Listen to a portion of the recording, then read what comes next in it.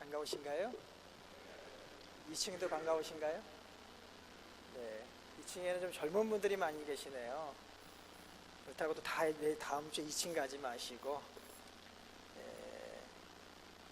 젊은 이렇게 부부나 이런 분들 계시다는 게 참 좋네요. 보니까 하여튼 교회 안에 오신 여러분을 저보다도 우리 주님이 기뻐하시고 또 환영하세요. 믿으십니까? 네, 그런 거 믿으셔야 돼요. 주님이 나를 환영한다. 얼마나 좋습니까? 그죠? 거짓말이 아니니까 걱정하지 마시고 그냥 받아들이시면 됩니다. 주님이 오늘 말씀하셨잖아요. 서로 사랑하고 살아라. 이거 아주 단순한 말이고 뭐 우리가 많이 들어온 말이지만 이게 새 계명이라는 거예요. 그러니까 새 계명이 될 만큼의 굉장한 가치와 능력이 요 계명에 있다는 겁니다. 그러니까 일반적인 성경이 뭐 워낙 두꺼운 책이고 워낙 많은 말이 많지만 다른 어떤 말보다 이거 굉장히 좀 가치가 있겠는데 이런 눈으로 봐야 되는 거죠. 그런 거 이제 좀 뭐 그런 거 잘 눈치채시면 눈치가 좋다, 센스가 있다 이런 말을 듣게 되는 거죠. 저희 태국 선교지에 간혹 이제 젊은이들이 찾아옵니다. 선교를 돕겠다고. 우리가 니카라 가는 것처럼 이렇게 막 젊은이들이 찾아와서 어떨 때는 짧게는 한 일주일, 좀 길면은 한 6개월, 어떤 친구들은 막 1년씩 있으면서 이렇게 선교 일을 도와요. 제가 이제 오기 전에 이제 인터뷰를 합니다. 전화로 하든 뭐 카카오톡으로 하든 이메일로 하든 이제 직접 갈 기회가 있으면 한국에서 만나보기도 하는데 뭐 한 1년 온다 그러면 제가 꼭 얘기합니다. 우선 3개월만 있자. 3개월 맞춰보고 본인이 내가 싫을 수도 있고 내가 본인이 싫을 수도 있는데 1년을 억지로 살면 우리가 얼마나 힘들겠냐. 그러니까 그럴 필요 없으니까 1년을 각오했더라도 먼저 3개월만 같이 한번 살아보자. 3개월 뒤에 우리가 딱 이렇게 동등한 입장에서 서로를 평가하고 같이 갈 건지 안 갈 건지 고민을 하자. 이런 얘기를 하죠. 왜냐하면 이제 여러분 중에도 앞으로 선교에 관심이 많다 보면 내가 이제 은퇴도 할 거야. 내가 선교지 가서 선교사님 일을 도와줄까? 이런 마음을 가실 분도 또 나온단 말이에요. 안 가시나요?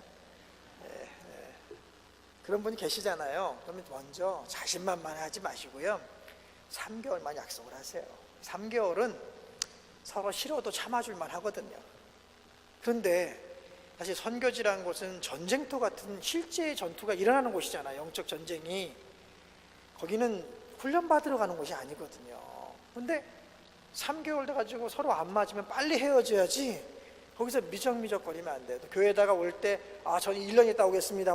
이게 크게 얘기하고 왔는데 갑자기 3개월 만에 돌아가게 되면 얼마나 창피해요. 못 갑니다. 못 가게 돼가지고 진짜 그런 분들이 계세요. 선교사님하고는 안 맞아가지고 도저히 같이 못 있겠는데 돌아가자니 창피하잖아요. 내가 명색이 장로고 권사인데 돌아갈 수는 없잖아요. 그러니까 어떡합니까? 방을 따로 얻으셔가지고 밖에 나가서 그냥 사세요. 돌아가지도 않고 일하는 것도 아니고 시간을 채우고 가려고 해. 민망하잖아요. 그리고 억지가 되죠. 또 어떨 때는 진짜 막 맞지 안 맞는데 같이 지내요. 그러면 1년 동안 선교사님을 도와드리는 게 아니라 번아웃 돼요. 완전히 그냥 사람이 기진맥진하는 거죠. 사람 한 명이 그렇게 중요합니다. 그래서 선교지는 연습하는 곳이 아니에요. 거의 실제적인 곳이거든요. 그래서 안 맞으면 빨리 헤어져야 돼요. 그러니까 뭐 저는 헤어지다 해서 꼭 가라는 얘기는 아니고 내가 3개월 동안 지켜보면 그 친구의 이렇게 성격이나 원하는 걸 알 수 있잖아요. 저희 태국 선교지에 400가정의 한국 선교사가 계십니다. 태국이란 나라에. 그러니까 뭐 제가 얼마든지 그 친구하고 맞을 수 있는 선교사님을 제가 소개시켜 줄 수 있어요. 그러니까 억지로 나랑 있지 말라는 거예요. 당신의 정말 소중한 선교를 위한 헌신의 마음 좋은데 맞을 수도 있고 안 맞을 수도 있으니까 우선은 몇 개월? 3개월만 같이 지내보고 언어도 배워야 되니까 언어도 배우고 문화도 좀 이렇게 또 어떨 때는 마음은 있는데 날씨라든지 음식이 안 맞아가지고 정말 못 견디는 사람이 있어요. 신앙도 좋고 다 되는데 여러분 아무리 신앙이 좋아도 음식이 안 맞으면 못 살아요. 그럴 때는 또 돌아갈 수 있거든요. 저희 이제 비근한 예로 몽골리아라는 나라에서 선교사 하시던 분이 있어요. 목사님인데 태권도 사범이세요. 태권도 4단. 그러니까 얼마나 날렵하십니까? 이분하고 족구를 하면은 날아다니세요 진짜. 우리는 이 땅에서 차는데 공을 이분은 공중에서 차세요. 정말 무서운 그 실력을 가진 분이거든요. 근데 몽골에서 3년 만에 철수했잖아요. 너무 춥대요, 몽골이. 영하 뭐 30도, 40도가 뭐 겨울 내내 그러니까 몸이 계속 아프대요. 그냥. 그리고 밖에를 못 나가겠대. 근데 밖에도 못 나가는데 어떻게 선교를 하겠어요? 선교가 안 되는 거예요. 그래서 정말 안 되겠다고 철수를 했는데, 철수하는 소식을 듣고 저희 선배님이 우리 태국은 춥지 않으니까 또 태권도 하시는 분 필요하니까 좀 오시겠습니까? 라고 했더니 그분이 혹시나 하는 마을에 태국 왔어요. 야, 태국에 와서 애 벌써 셋 낳나 둘 낳고 잘 살고 계세요.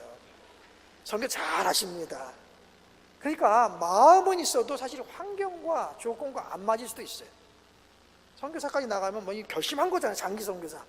근데도 안 맞을 수 있다는 거예요. 아주 옛날에는 한 나라에서 한 나라를 이동하는 게 너무 어려운 일이라서 우리는 뼈를 묻으세요 그랬어요. 그냥 그 나라에 가서 뼈를 묻으세요 그랬는데 지금은 그렇게 얘기 안 합니다.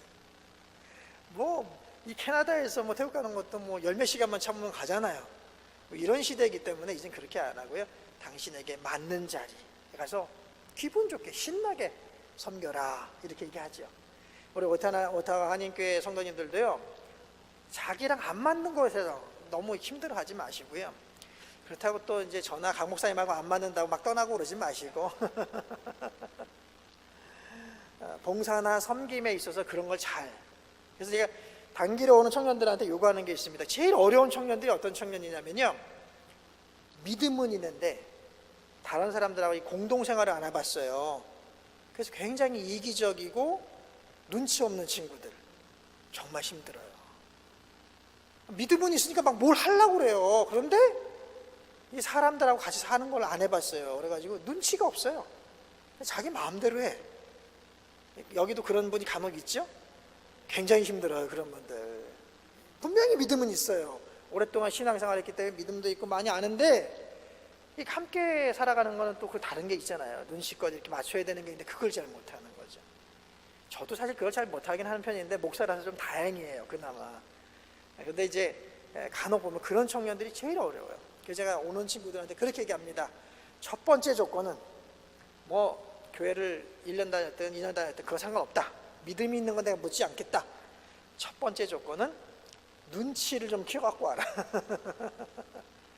그래서 선교사님이 뭘 원하시는지, 얘가 지금 밥을 먹을 땐지 나갈 땐지 뭐 그런 건 알아야 될 거 아니에요, 그죠? 눈치를 좀 키워갖고 와라. 여러분, 우리가 눈치가 굉장히 없어요. 예전에는 대가족이었잖아요. 열 몇 명이 뭐 20명이 한 집에 살다 보니까 이 눈치가 없을 수가 없어요. 그래서 어른들 눈치도 봐야 되고 밥도 먹어야 되고 그가 가운데 내 것도 챙겨야 되니까 얼마나 눈치가 빨리 이게 가정 안에서 길러지잖아요. 이젠 다 하나 둘이잖아요. 정말 눈치가 없어요, 요즘 사람들이요. 그래서 이제 믿음과 기도, 신령해지는 것도 좋은데 그 기초에는 이런 인간관계를 위한 눈치를 좀 갖는 게 중요하다. 여러분들도 좀 사회생활 하시면서 교회생활 하시면서 눈치 있게 사시길 바랍니다. 다른 사람한테 아픈 사람이 되면 안 돼요. 오늘 성경이 말씀하셨잖아요. 서로 사랑하라. 근데 어떻게 사랑하라고요? 내가 너희를 사랑한 것처럼 사랑하라. 주님이 우리를 사랑하실 때 막 우리를 아프게 안 하시잖아요. 한 사람 한 사람의 그 필요를 아시고 만나주시잖아요. 성경에 보면 일대 다수는 별 기적이 안 일어납니다. 대부분. 예수님 군중들이 몰려오면 별로 그렇게 좋아하지 않으세요. 목사들은 되게 좋아하는데 사람들이 많이 오면 예수님은 다르세요. 막 사람들이 몰려와도 별로 이렇게 좋아하지 않으세요. 그러니까 몰려온 군중이 불쌍하니까, 너무 애처로우니까 말도 가르쳐주고 말씀도 풀어주지만 실제로 예수님의 패턴을 보면 그렇게 무리가 막 달려오는 걸 좋아하지 않으세요. 요즘으로 얘기하면 아이돌 기질, 뭐 탤런트 이런 기질이 없으신 거예요. 이분은 무슨 관심이 있냐면 내가 오늘 만날 그 사람, 여기에 관심이 많으세요. 내가 오늘 스쳐 지나가면서 만나는 나를 정말 사모하고 준비된 영혼 한 명, 이런 사람 만나는 걸 참 좋아하시는 거예요. 그러니까 그런 사람들과의 이야기가 많이 있잖아요, 성경에 보면. 그렇죠? 이 마태복음, 마가복음, 요한복음, 누가복음에는 그런 이야기 가득해요. 예수님이 만난 사람들 얘기. 또 그렇게 만나주면 그 사람의 인생이 180도가 아니라 뭐 완전히 다른 차원으로까지 이렇게 성숙해지고 변화되는 일들이 일어나는 것, 이런 일들이 일어났습니다. 그런데 여러분 아세요? 예수님이 그 시대에 많은 군중 5천 명, 6천 명을 놓고도 설교하셨지만 그분들이 변화가 잘 안 돼요. 삶의 변화가 잘 안 일어납니다. 정말 한 사람 만날 때 그 사람이 변하는 거죠. 그게 예수님의 방식이지 않습니까? 우리도 마찬가지예요. 정말 한 사람에게 관심을 갖고 다 관심 가질 수 없잖아요. 그 사람에 집중하고 정말 서로 사랑하는 그 말씀을 그 사람과 나 사이에서 만들어보고 이렇게 할 때 거기에 주님이 임재하시면서 주님이 어떤 사람을 만나준 것 같은 일이 일어나는 거죠. 우리 일부 예배에서도 했으니까 여러분만 하는 거 아니니까 좀 쉽게 따라 하시면 돼요. 손을 이렇게 한번 들어보시고, 손 다 계시죠? 오른쪽 왼쪽 상관없습니다. 아무거나 드세요. 이렇게. 네, 이렇게 한번 들어보세요. 네. 손이 다 계시죠? 이 손으로 우리 옆 사람이나 또 뒷 사람이나 이렇게 한번 어루만져 주세요. 이렇게. 이렇게 고생했다 하는 마음으로 고생했다 이렇게 한번 참 사는데 많이 수고했다 하는 마음으로 이렇게 어루만져 주세요. 어루만져 주세요. 자, 생각해 보세요. 저는 손이 하나지 않습니까? 아니, 두 개죠. 두 개밖에 없지 않습니까? 근데 여러분이 제 손을 대신해서 이렇게 다 손을 들어가지고 제 마음을 가지고 옆 사람을 이렇게 어루만져 주시고 위로해 주시고 수고했다 하시면 제가 굉장히 많이 진한 거잖아요. 그렇죠? 그게 바로 성경이 얘기하는 주님은 머리시고 우리는 그분의 손발이다 라는 뜻인 거예요. 주님은 지금도 모든 사람들을 사랑하시는데 그 사랑의 표현을 우리를 통해서 원하세요. 예수님은 올라가셨잖아요. 그렇죠? 예수님은 오셨다가 올라가시고 모델만 보여주신 거고 이렇게 내가 모델을 다 좋은 예를 만들어 놨으니까 이제는 여러분이 나를 좀 흉내내라. 그렇게 사랑을 해봐라. 그러면 모든 사람들이 예수님 하나님은 나를 이렇게 사랑하시는구나라는 걸 몸으로 알게 되는 거죠. 여러분 이해하면서 우리가 주님을 다 알 수는 없잖아요. 그렇죠? 우리가 태어나가지고 머리가 좋은 사람도 있고 나쁜 사람도 있는데 부모님을 다 이해 못 하잖아요. 근데 부모님하고 살다 보면 그 살가움을 다 느끼고 배우고 하나가 되는 거 아니겠습니까? 그러니까 주님은 오늘날도 주님의 사랑을 전하실 때 여러분이 필요한 거예요. 사람을 통해서 일하세요, 주님. 그러니까 우리가 굉장히 주님의 손이 한번 돼볼 필요가 있는 겁니다. 그렇죠? 내가 이렇게 했을 때 내가 해준 게 아니고 주님이 하셨다 생각해 보세요. 그럼 상대방이 얼마나 이거 굉장히 스페셜한데 특별한 날이야? 이런 느낌이 있을 거 아닙니까? 그렇죠? 주님이 나를 어루만졌대요. 참 감동이 없으시네. 표현을 보니까 굉장히 감동이 없으시고 저는 어려서부터 사랑을 많이 받고 자라서 필요 없어요 이런 표현도 있는데 주님의 사랑은 다르다. 오늘 주님처럼 사랑하시기 바랍니다. 슬라이드를 한 번씩 올려주실까요? 혹시 되나요? 안 되나요 또? 네, 거기다 아까 넣어놓고 왔는데 제가 바탕화면에 제 이름으로 된 폴더가 있습니다. 그 파일이 PPT가 있습니다. 네, 그걸 이렇게 띄워주실래요? 일부 예배 때도 저만 당황했는데 여러분 당황 안 하셔도 됩니다. 저만 좀 당황스럽죠. 이게 안 올라오면 갑자기 말씀을 한 군데 보면요, 먼저 주님이 우리를 얼만큼 사랑하시는가 또는 어떤 말씀을 주실 때 이 말씀이 정말 가치 있는가를 느끼려면 먼저 확신을 해야 될 게 있어요. 그게 뭐냐면 주님이 우리를 향한 긍정, 우리를 향한 목적, 이걸 먼저 확신을 해야 돼요. 요한복음 10장 10절에는 분명히 써 있습니다. 내가 온 것은 양으로 생명을 얻게 하고 더 풍성케 하려 함이라. 기가 막힌 말이에요. 이건 잘난 사람 못난 사람 없이 우리 모든 양되고자 원하는 우리 모두에게 말씀하시는 거예요. 뭐냐? 내가 온 목적은 너로 하여금 생명을 얻게 하고, 생명, 그 다음에 더 인생이 풍요롭게 되는 것을 내가 만들어주고 싶다. 여러분 이걸 먼저 믿으셔야 돼요. 믿습니까? 그걸 먼저 믿는 마음이 돼야지 주님이 내게 그 다음부터 하시는 말씀이 내게 약이라는 걸 믿을 수가 있어요. 근데 주님도 헷갈리는 분이, 주님이 나를 사랑하는지 마는지 이렇게 감이 없는 분이 자꾸 뭘 하라고 들으면 싫죠. 잔소리 같고 맨날 교회 오면 착하게 살라고 그러고 이러냐, 이렇게 생각할 수 있잖아요. 그런데 그게 아니라는 거예요. 주님은 우리 가운데 우선 확실한 목적이 있다는 거예요. 너에게 내가 생명을 주고 나를 어둡게 하고 슬프게 하고 나를 생명력을 없애버리는 모든 걸 다 없애준다는 거예요. 그죠? 막아주시고 네 인생을 그냥 그대로 두는 게 아니라 풍성하게 만들어줄게. 풍성하게는 다른 말로 뭡니까? 30배, 60배, 100배가 된다는 거죠. 얼마나 이게 인생이, 여러분 가진 거에 한 100배쯤 돼보셨어요? 여러분 시작할 때 종잣돈이나 뭐 이런 게 있잖아요. 그죠? 그거 뭐 나 여기 올 때 뭐 1000불밖에 안 들고 왔어, 뭐 그런 분이 있잖아요. 그죠? 나는 300불 들고 왔어, 태어나다 올 때, 뭐 이런 분 계시더라고요. 근데 오셔가지고 3만 불, 뭐 30만 불, 300만 불 만드셨습니까? 예.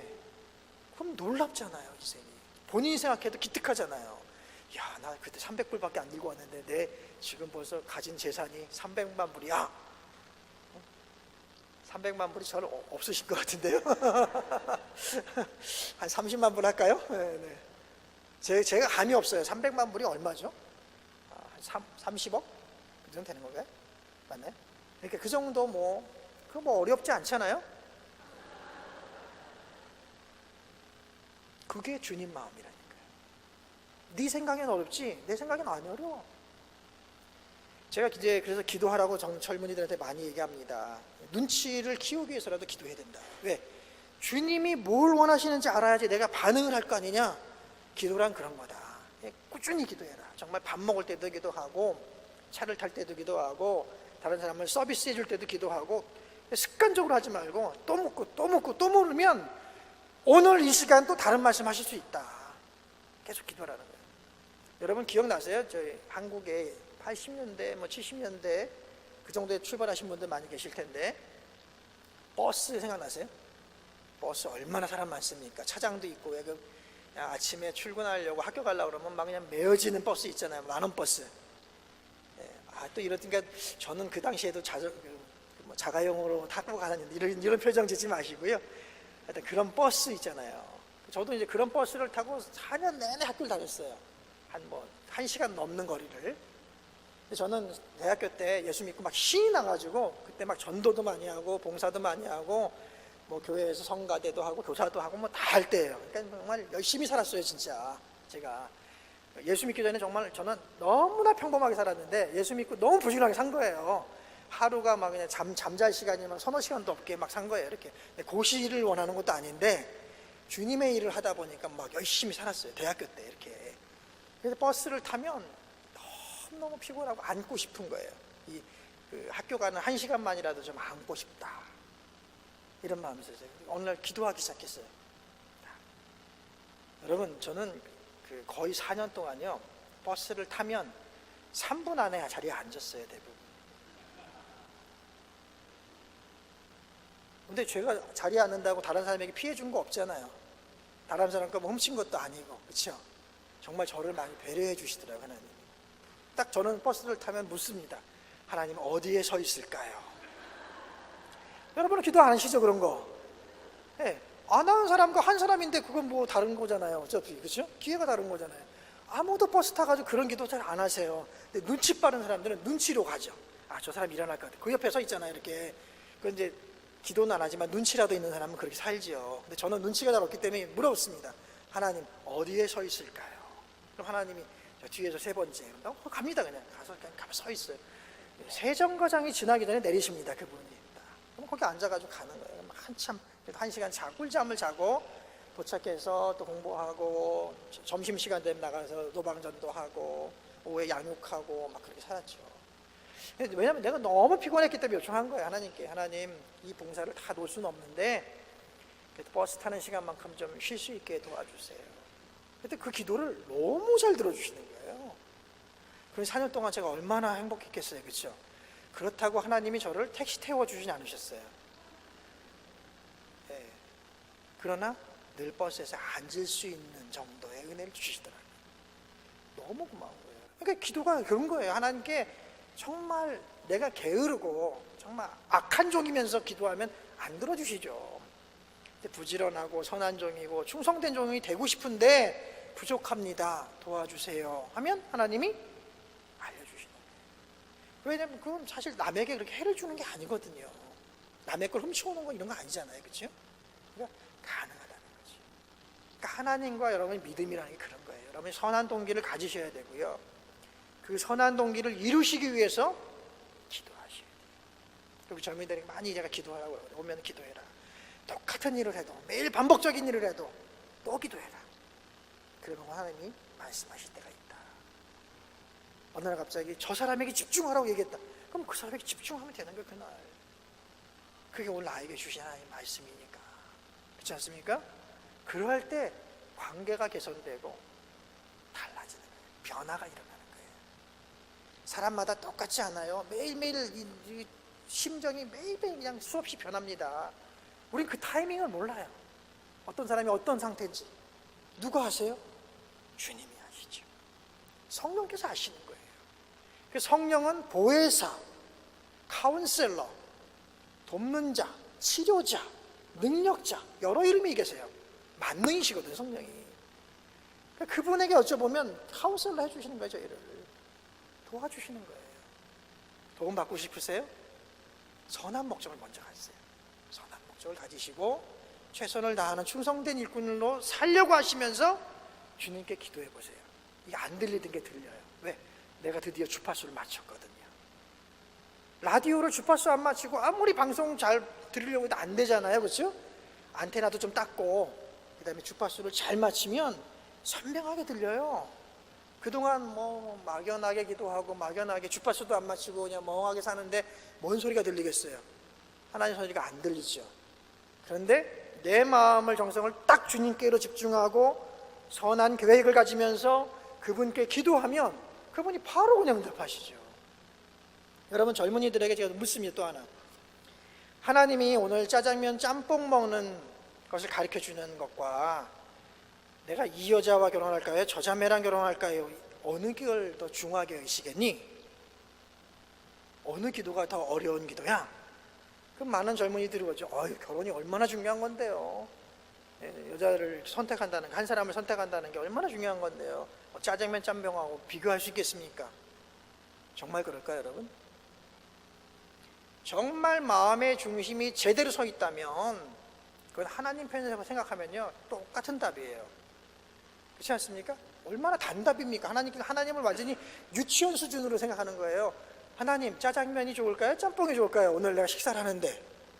이거는 뭐 하나님 보시기에 우리 몸을 아시니까 오늘 너의 컨디션으로 볼 땐 짬뽕이 좋아. 이렇게 권해줄 수 있잖아요. 얼마든지. 하나님께서는 이 자매와 저 자매가 이렇게 비교했을 때 너랑 어느 사람이 더 어울리는지 다 아시잖아요. 아시는 분 입장에서는 그 이 자매가 좋은지 저 자매가 더 나은지 얘기해 주는 거 1초나 걸리겠어요? 똑같이 아는 사람 입장에서는 너무 쉬운 거예요. 모르는 내 입장에서는 그게 달라 보여도 답을 아는 사람 입장에서는 너무 쉬운 거예요. 왜 그런 사람들 있잖아요. 제가 볼 때 여기 다 석박사가 많으시니까 그런 분들 많이 계실 거예요. 시험만 중간고사, 학기말고사 보면 뭐 그냥 쉽게 뚜뚜뚜뚜 풀고는 또 나가는 분들이 있어요. 먼저 한 뭐 20분 남았는데 왜 그래요? 답을 다 아니까. 아는 나한테 고민할 것도 없고 너무 쉬운 거예요. 꼭 모르는 사람이 끝까지 앉아 있어요. 끝까지 이걸까 저걸까 이걸까 저걸까 끝까지 고민하지. 답 아는 사람은 그냥 뭐 기분 좋게 쓰고 그냥 나가요. 아무 고민 없습니다. 하나님이 전지전능하시잖아요. 하나님이 너무 모든 걸 다 빤히 하시는데 이 자매랑 결혼할까랑 뭐 이거 먹을까요? 그 답이 똑같아요. 단답형이에요. A, B예요. 그냥 A, B 중에 난 게 뭐냐 묻는 건데 얼마나 쉽습니까? 그럼 컴퓨터도 할 수 있는 거예요. 그렇죠? 컴퓨터는 0, 1밖에 모르잖아요. Yes, No. 쉽죠. 그런 거예요.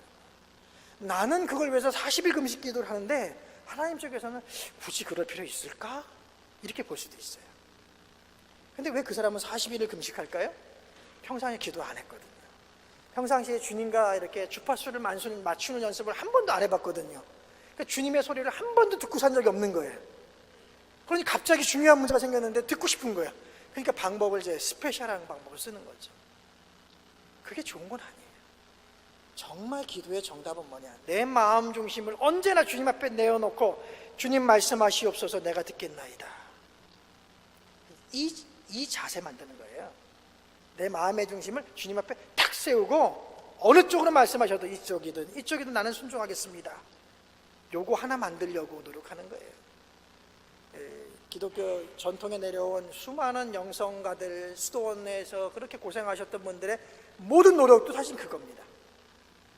자기를 비우는 거예요. 비워가지고 내 마음 중심을 하나님 앞에 항상 바짝 세우는 거죠. 좌로나 우로나 기울이지 않고 내 원함이 없어요. 주님 말씀하십시오. 내가 듣겠나이다. 이거 하나 만들려고 그 수십 년 동안 수도원에서 뭐 굶고 채찍질하고 무릎으로 깃고 뭐 기둥 위에 올라가서 20년을 살고, 그 노력이 뭐냐면요, 나를 비우는 거예요. 내 욕심, 내 생각 없애고 주님 앞에 내 마음을 어떻게 한다고요? 딱 세우는 거예요. 이거 연습하는 거예요. 여러분도 마찬가지죠. 주님께 선한 계획을 가지시고 주님 앞에 늘 작은 거 가지고 주님 앞에 말씀하십시오. 제 취향 없습니다. 짜장면, 짬뽕 다 저는 아멘입니다. 주십시오. 이런 마음으로 기도하잖아요. 그 연습이 되잖아요. 아주 많이 연습이 되면요, 저분하고 결혼할까요? 저분하고 결혼할까요?도 똑같은 거예요. 아무 사심이 없어요. 정말로. 그러면 예수 노가 분명할 거 아니에요. 그렇죠? 예, 10초도 안 걸립니다. 이게 바로 기도예요. 기도의 목표는 뭐예요?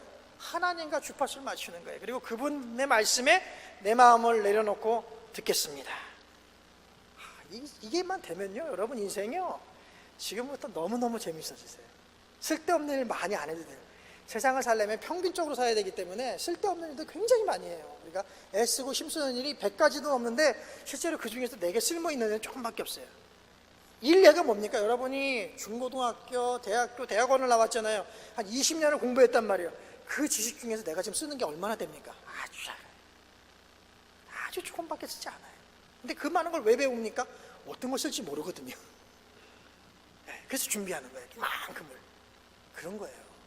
정말 주님과 함께 여러분 동행하기 시작하면요, 심플한데 이게 자기 삶이 심플해지는데 파워풀해져요. 기가 막힌 거죠. 말할 때와 들을 때를 알고, 행할 때와 멈출 때를 알고, 돈을 쓸 때와 절약할 때를 알고, 얼마나 좋아요. 기가 막혀지는 거죠. 지금까지 여러분이 왜 힘들게 사셨어요? 내가 내 삶을 매니저해 왔잖아요. 내가 내 삶을 다 돌보고 내가 책임지고 왔잖아요. 그래서 피곤한 거예요. 그래서 주님은 말씀하시죠.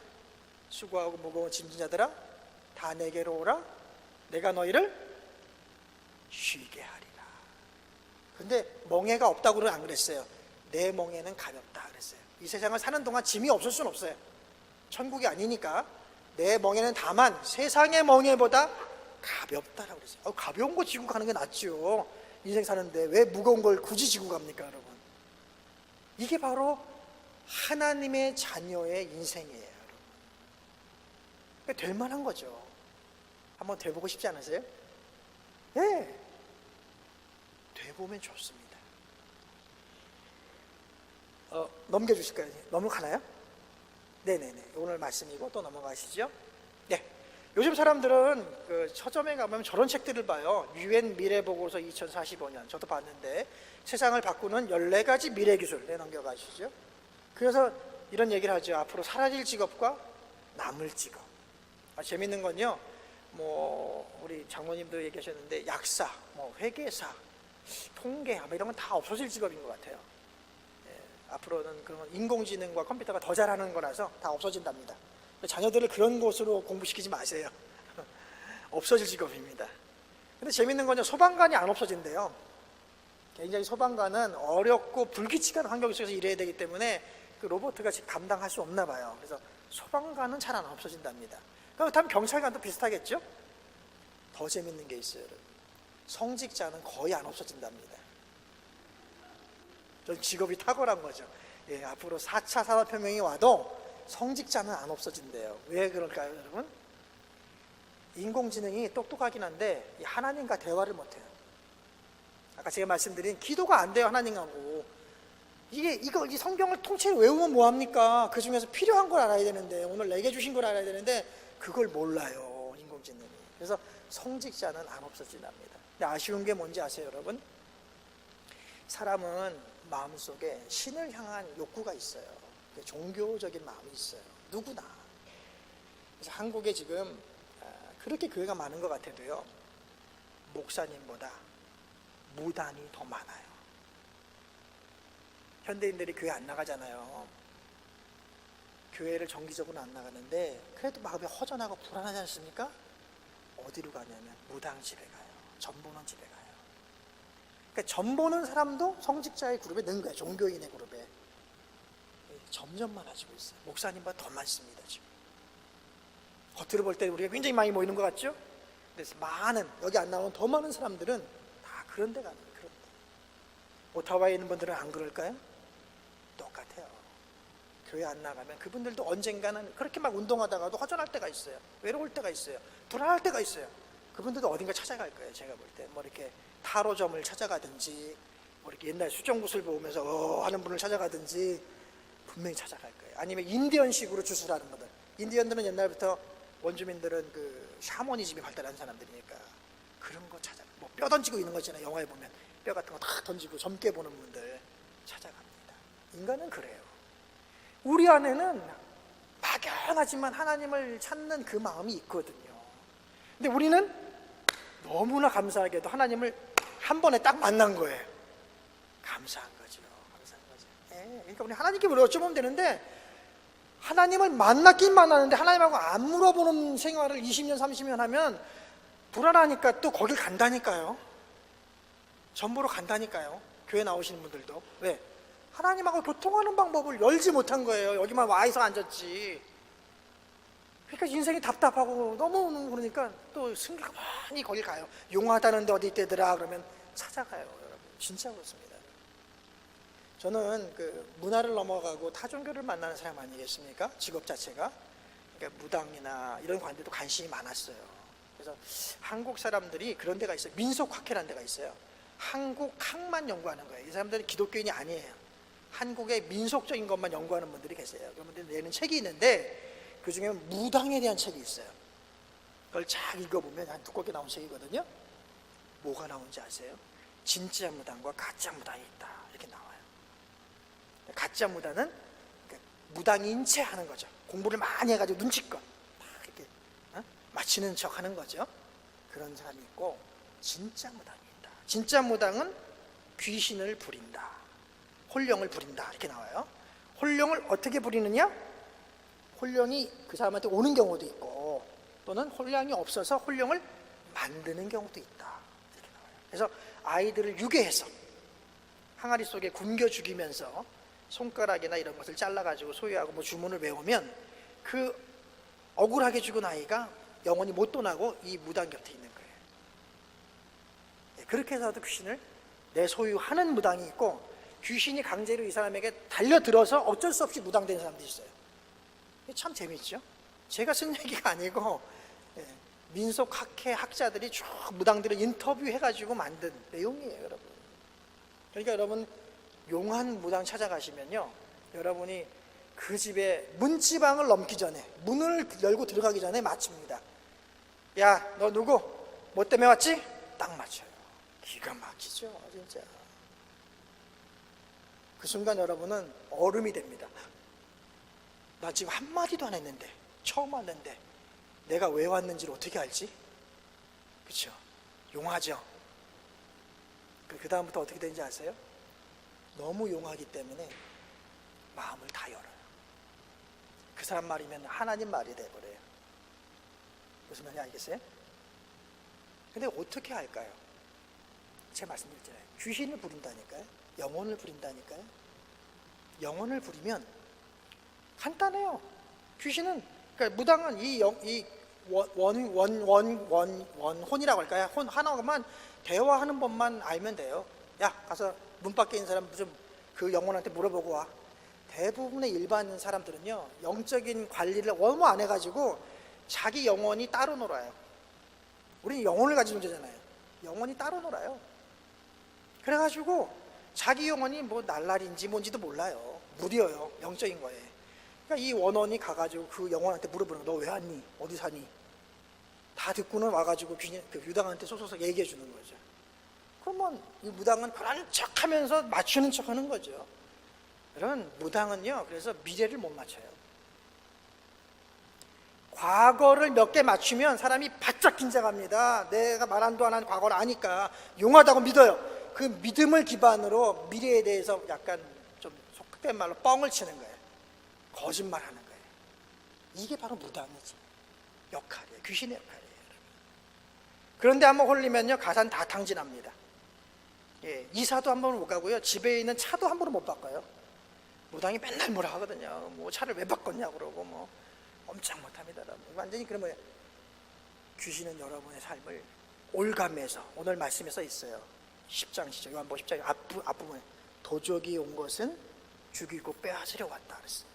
똑같습니다. 여러분을 올가매 가지고 여러분의 가진 걸 다 빼가요. 이게 귀신의 일이에요.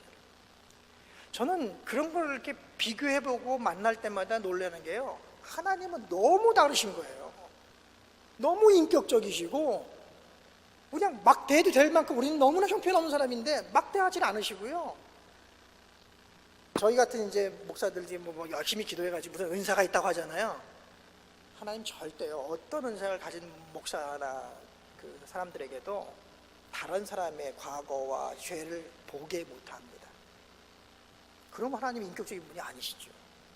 정말 인격적이기 때문에 간혹 그런 경우는 있어요. 담임 목사와 성도의 경우엔 그런 경우가 있어요. 이게 완전히 너무나 이제 밀접한 부모 같은 관계니까 이럴 땐 있는데, 그 외의 사람에게는요, 어떤 사람이 갖고 있는 죄나 잘못을 보여주지 않으세요. 그거는 네가 상관할 바가 아니다 이거죠. 예, 그런 거 가지고 그 사람을 함부로 하면 안 되잖아요. 인격이잖아요. 얼마나 제가 그런 걸 느끼기 때문에 우리 하나님은 너무 멋있다. 내가 이런 하나님 믿는 게 너무너무 참, 능력만 있는 게 아니고 인격까지도 멋있는 거예요. 여러분이 그런 하나님을 믿고 계신 거예요. 이게 너무 좋죠. 그러니까 귀신과 암흑의 세력들과 우리 주님은 너무 달라요. 너무 달라. 제가 만약에 여러분을 막 알아가지고 막 해가지고 돈 바치라 그러면 사실은 바치죠. 무섭니까? 안 바치겠어요? 그게 바로 교주들이죠. 큰일 날 사람들이죠. 절대 이게 비인격적인 분들 옆에 가면 안 돼요. 그래서 우리 하나님은 그런 모습이 아니세요. 오늘 우리 주님의 말씀이 바로 그런 거죠. 자, 넘어갈까요? 다음. 네. 그래서 요즘 한국엔 저런 말이 많이 유행해요. 적자 생존은 뭐 옛날부터 유명했는데, 각자 도생, 이제 알아서 살자. 남 신경 쓰지 말고 알아서 살자. 얼마나 각박한 세상입니까? 넘어갈까요? 그 사람들은 뭘 한다고요? 한번 읽어보시겠어요? 시작.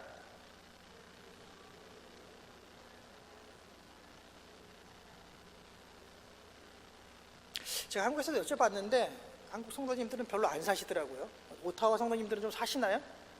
빌딩도 좀 사시고 땅도 좀 사시고 주식도 사시고 금도 좀 사시고 하시나요? 왜 안 하세요? 다 하나님이 우리한테 주신 건데. 하셔야 돼요. 하셔야 돼요. 하시는데 정말 믿음으로 잘 분별하면서 하셔야죠. 저런 게 위험합니다. 위험이 있어요. 당연히 위험이 있죠. 그리고 내가 변질될 수도 있잖아요. 그렇죠? 조심스러운 거긴 해요. 그러나 조심스럽고 위험하다고 안 하면 누가 합니까? 세상 사람들이 다 하죠. 그리고 세상 사람들이 다 가져가 버려요. 그럼 세상 사람들은 어디다 쓰겠어요? 그 재물과 돈을 나쁜 데 쓴다니까요. 타락하는 일에 쓴다니까요. 예, 좋은 게 아니에요. 세상에 부는 한정돼 있고요, 새롭게 창출되고 있는데 그걸 우리가 갖고 오느냐 세상 사람이 가져가느냐, 그거밖에 없는 거예요. 동물들은 안 가져가지 않습니까? 부를 누군가 가져가야 되는 거예요. 그럼 기왕이면 우리가 갖고 와서 하나님의 나라를 위해서 잘 쓰는 게 좋잖아요. 그러니까 위험도 감수하셔야 되는 거예요. 때로는 기도하면서 정말 깨어서, 그리고 선한 하나님의 나라를 위한 목적을 위해서 감수하시는 거죠. 뛰어드는 거죠. 뛰어들지 않고 어떻게 얻을 수 있겠습니까? 안 그러면 기도하시면서 그런 기도밖에 못해요. 하나님 복권 번호 알려주세요. 우리 주님은 그렇게 응답하지 않으세요. 왜 복권 번호를 알려주니? 세상에 내가 부를 다 창출해놨고 그 부를 누구든지 가져갈 수 있게 해놨는데, 시스템을 만들어놨는데 내가 너에게 왜 복권 번호를 알려주니? 이렇게 말하시죠. 믿음이 없는 거죠. 그 하나님이 창출하신 부를 가서 쟁취할 그 노력과 그 위험을 감수할 수 있는 용기가 부족한 거예요. 믿음이 없고. 하나님은 주셨는데 그런 거죠. 그래서 하나님은 복권 번호를 안 가르쳐주세요. 저도 많이 기도해봤는데 안 가르쳐주세요. 선교사도 돈이 많이 필요하잖아요. 해봤는데 안 가르쳐주세요. 넘어갈까요? 네, 넘어가시죠. 그래서 기도와 말씀으로 다시 돌아오는 거예요. 기도는 그럴 때 쓰는 거예요, 여러분. 정말 위험한 일.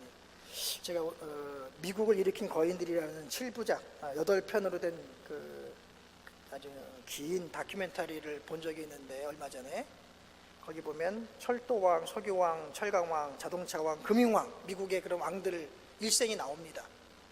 그 중에서 카네기 같은 분은요 정말 멋있어요, 여러분. 그건 기독교인이 만든 다큐멘터리가 아니에요. 그냥 미국의 역사를 만들기 위해서 그분들이 한 거예요. 근대사, 근대 우리가 어떻게 산업국가가 되었는가, 부를 어떻게 얻었는가, 이런 걸 조명한 다큐멘터리인데, 보시면요 카네기가 정말 조그만 공장의 소유주였는데 정말 믿음으로 그냥 위기 때마다 도전합니다. 부딪힙니다. 세상 사람들 경쟁합니다. 그래가지고 정말 하나님 주시는 지혜로 그걸 하나하나 넘어가요. 정말 기가 막히게 나옵니다. 그리고 그의 원대한 꿈이 있어요. 이 모든 부를 내가 가지고 하나님 나라를 위해서 내가 확 쓰겠다. 얼마나 멋있습니까, 여러분? 크리스찬은 나만 먹고 살자는 게 아니에요. 내가 하나님 주신 이 창조하신 부를 내가 가져다가 내가 주님의 나라를 위해서 내가 쓰겠다.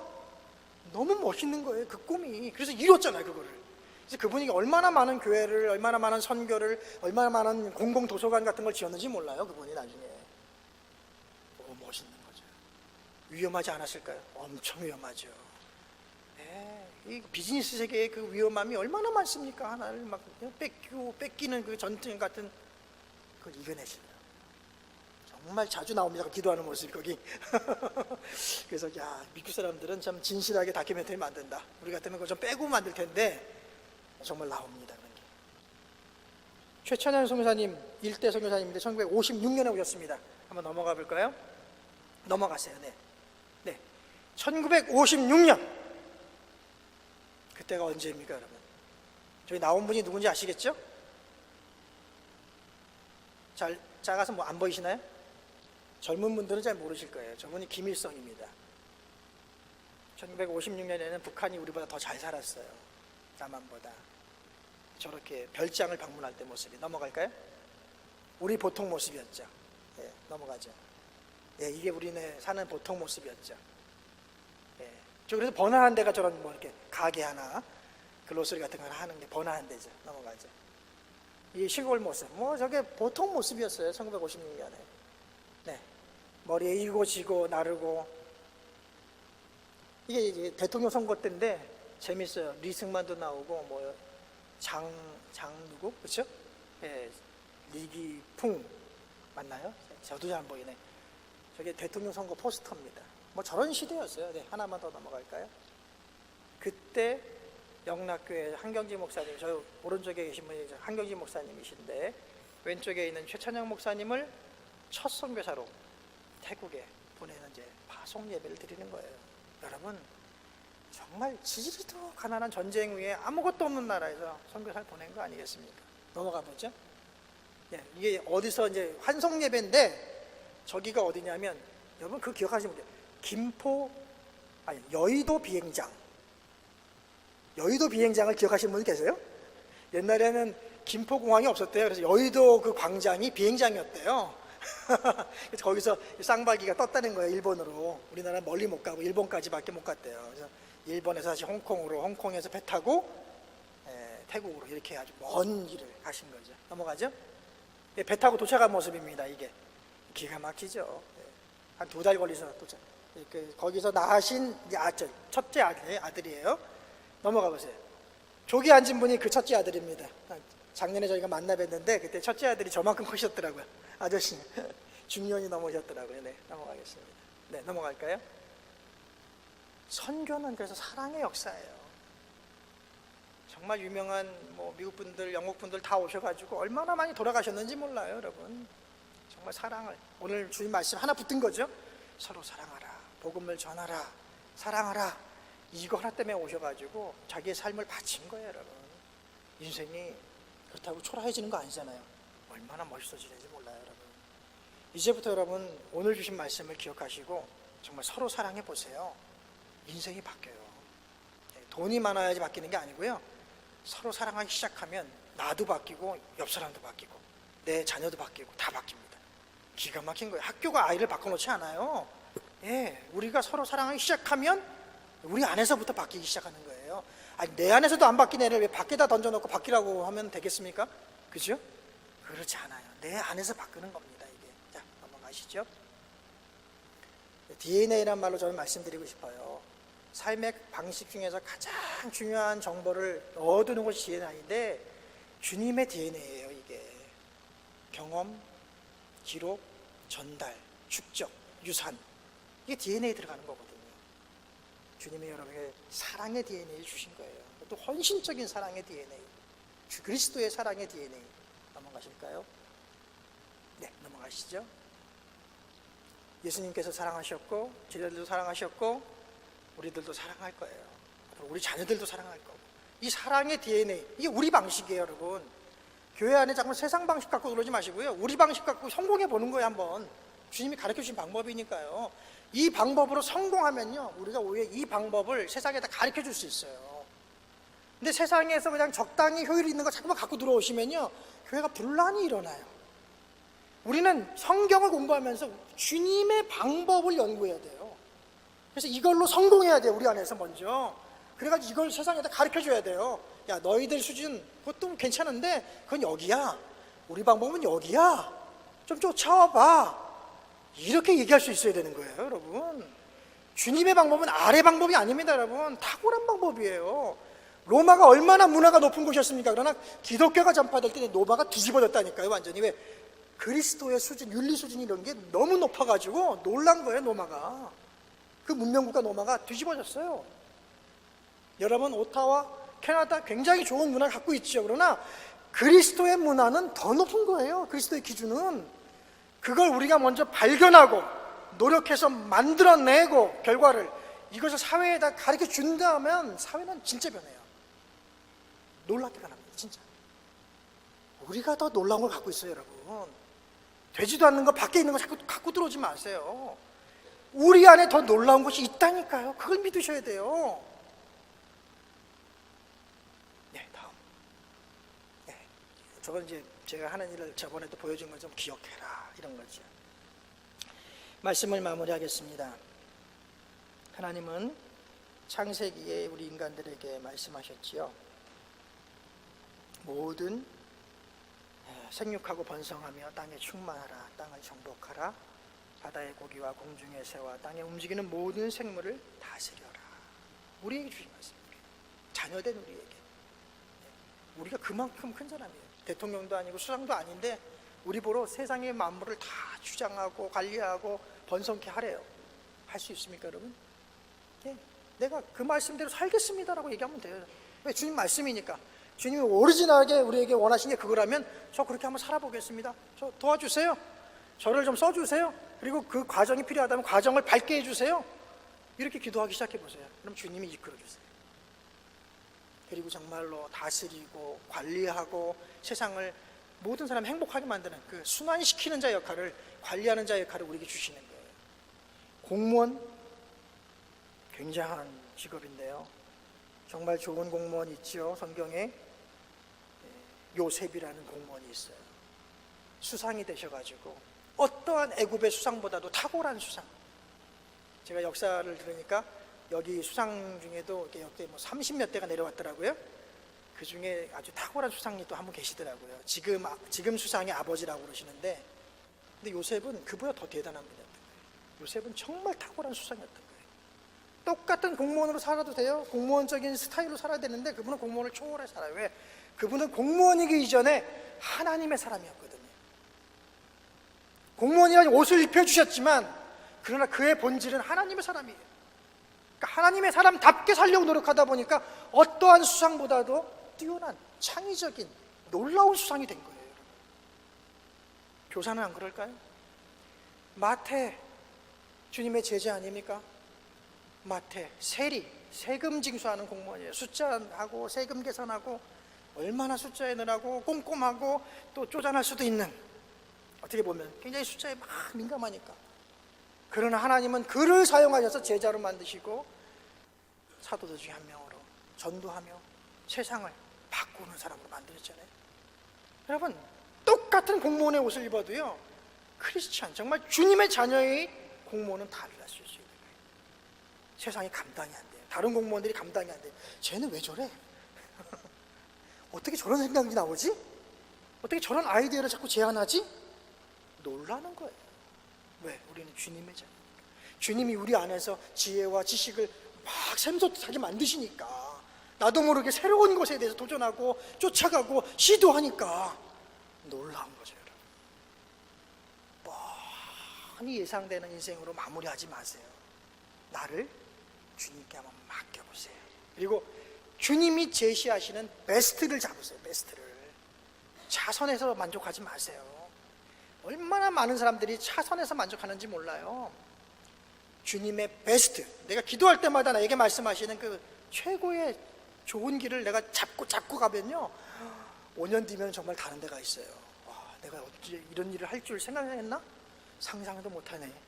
10년 뒤에는 어떤 모습일까? 막 내가 나를 두려워하고 궁금해요. 이게 그리스도의 삶입니다. 그래서 그걸 다른 말로 로마드라 그래요. 로마드. 자기의 자리에 머무르고 정착하고 안주하지 않고 항상 새로운 곳을 찾아서 유랑하는 자들, 유랑민. 우리는 유목민의 후손이에요. 이스라엘 민족이 유목민이잖아요. 주님과 함께 길을 가는 사람들의 후손이에요. 광야에 40년 동안 가라 하면 가고 쓰라 하면 쓰는 그런 것을 했던 사람들의 후손이에요. 우리는 정착하는 가나안 사람들이 아니에요. 그래서 이스라엘에게 있어서 가장 큰 위기는 그래서 가나안 들어가서 정착할 때 발생합니다. 그 전까지는 정말 주님과 잘 지냈어요. 정착의 욕구, 본능적이죠. 그걸 뛰어넘으셔야 돼요. 우리 안에 있는 영적인 유목민의 그 감성을 막 일으키셔야 돼요. 쫓아가셔야 돼요. 그 위험해 보이고 리스크가 있어도 가셔야 돼요. 그럴 때 여러분의 삶이 하나님이 가장 기뻐하시는 삶이 되는 겁니다. 물론 지금처럼 사셔도 어느 정도 기뻐하세요. 걱정하지 마세요. 그러나 하나님이 가장 기뻐하는 삶은 그러한 삶 속에서 나타납니다. 오늘 오타와 한인교회가 저는 좀 더 멋있어졌으면 좋겠다는 꿈을 가집니다. 제가 여기 오래 있을 건 아니지만 여기 있어 보면서 오타와가 너무 중요한 도시라는 것을 느껴요. 아름다운 도시고 중요한 도시다, 캐나다에서. 참 여기서 뭔가 일어나면 이 캐나다 전국 전체로 쫙 퍼지겠다, 막 그런 게 느껴지는 거예요. 이 작은 도시지만 뭐 파워풀한 게 있어요. 여기서 뭔가 만들어지면 다른 도시로 다 퍼지겠다. 오히려 덩치 큰 토론토는 바꾸기 쉽지 않잖아요. 너무 크니까. 그런데 여기는 정말 뭔가 일어나면 전국으로 퍼지겠다.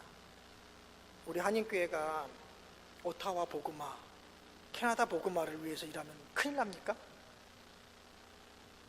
우리는 한인인데? 아니죠.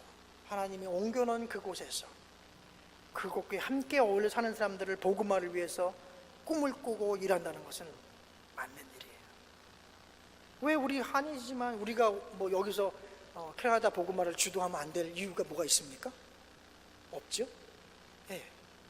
여러분, 미국에서 일어났던 그 오순절 부흥운동은 누가 주도했어요? 흑인들이 주도했잖아요. 그분들이 미국의 원래 주인도 아니잖아요. 네, 성령이 임하시니까 그분들로부터 부흥이 터져 나와가지고 한 시대를 바꿔놨잖아요. 여러분 안에서 정말 그리스도를 위해서 제대로 살고 하나님의 일이 퍼져 나오면요, 오타와 바뀝니다. 오타와 사람들이 바꿔주고 우리가 거기 동참하고 얻어먹는 게 아니에요. 우리가 여기 살잖아요. 그런 꿈을 가지셨으면 좋겠어요.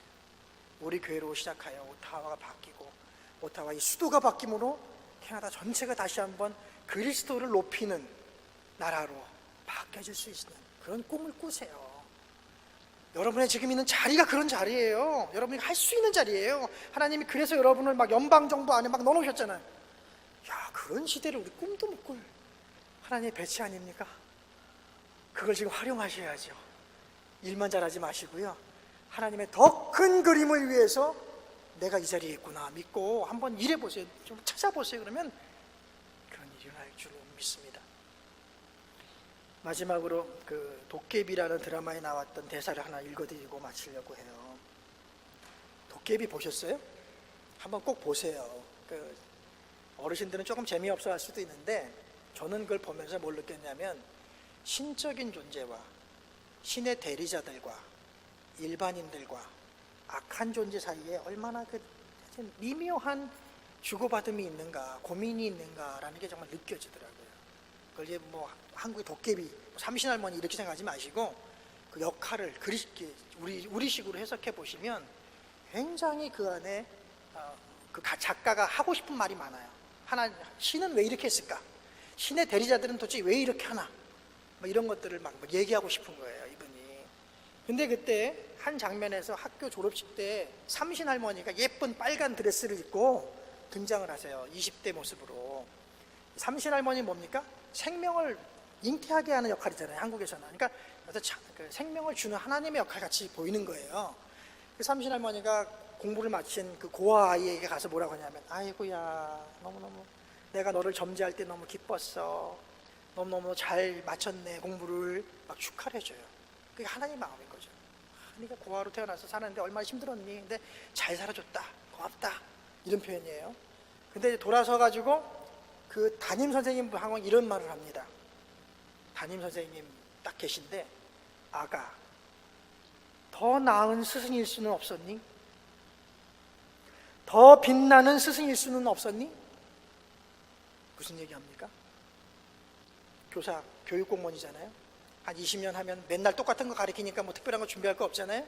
눈치는 많이 좋아져가지고 돈 많은 학부모 형들, 이렇게 힘 있는 학부모 형들 다 알아가지고 싹 비유 맞히고 적당히 너무너무 잘 살아오고 있는 교육공무원이거든요. 그런데 삼신 할머니가 그 교사를 보고 하는 말이, 아가, 더 나은 스승일 수는 없었니? 더 빛나는 스승일 수는 없었니? 왜 최선을 안 하고 너 거기서 만족하니? 묻는 거예요. 그랬더니 그 교사가 갑자기 느끼는 거죠. 이게 젊은 아줌마의 소리가 아니라 하나님의 소리라는 걸 느끼는 거예요. 신의 소리라는 걸. 얼굴이 변하더니 눈물이 막 자기 돌아온 인생이 생각나는 거죠. 여러분, 더 빛나게 사실 수는 없으세요? 더 멋있게 사실 수는 없으세요? 그래서 주님은 우리에게 말씀하십니다. 서로 사랑하기 시작해라. 내가 너희를 사랑한 것처럼 사랑하기 시작해라. 기도하겠습니다.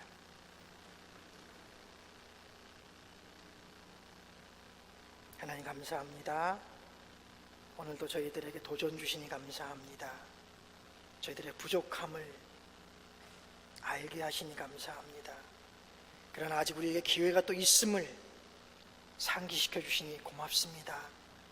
이제 저희가 더 나은 자, 더 멋진 자, 더 그리스도에게 합한 자가 되도록 그러한 삶을 추구하는 우리의 남은 인생 되도록 도와주시옵소서. 우리의 결단을 드립니다. 우리의 삶을 드립니다.